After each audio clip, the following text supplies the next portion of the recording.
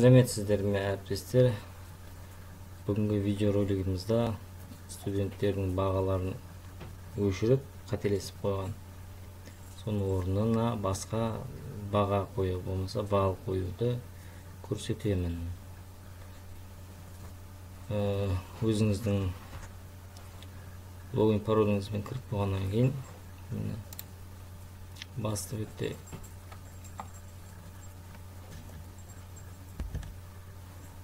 осылай тұрады. Сол жерден журнал дегенді басасыздар. Журналдан кейін тағы журнал шығады. Соны басып келесі терезеге өтеміз. Бұл жерде сіздің беретін сабақтарыңыз болады.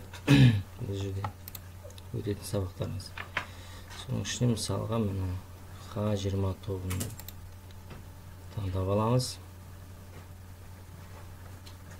Сосын итоги оценкеде автомат түрде сол бетке ауысып, келесі терезеге басамыз. Вкладкаға. Бұл вкладкада аты жөні студенттердің, сосын бағалары көрініп тұрады. Міне балдары, мысалы мынау қателескен. Бал болу керек. Балды өшіру үшін удалить деп осыны басамыз.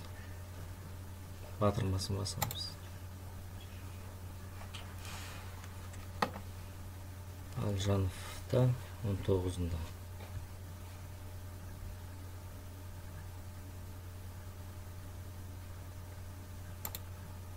Онына баға қоямыз. 5-тің балы 90 болады. Соны қойып болған соң выставить оценки деп басамыз.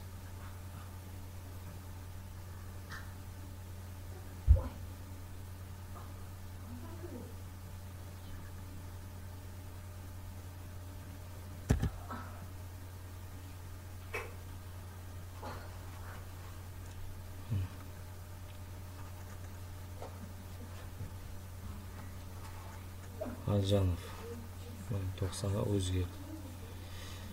Келесі бағаларда тура сондай.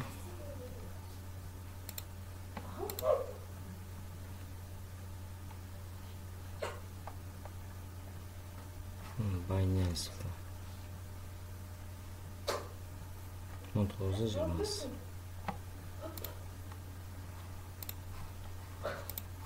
19-20 Байнянсовта өшіріп аламыз.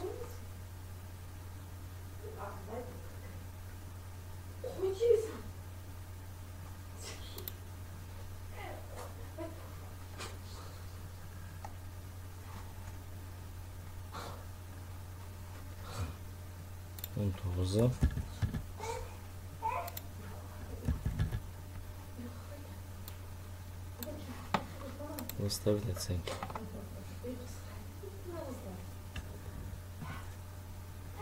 Осылай бағаларды удалить етіп, орнына басқа бағасын или балын қоюға болады. Осымен сабағымыз аяқталды. Назарларыңызға рахмет.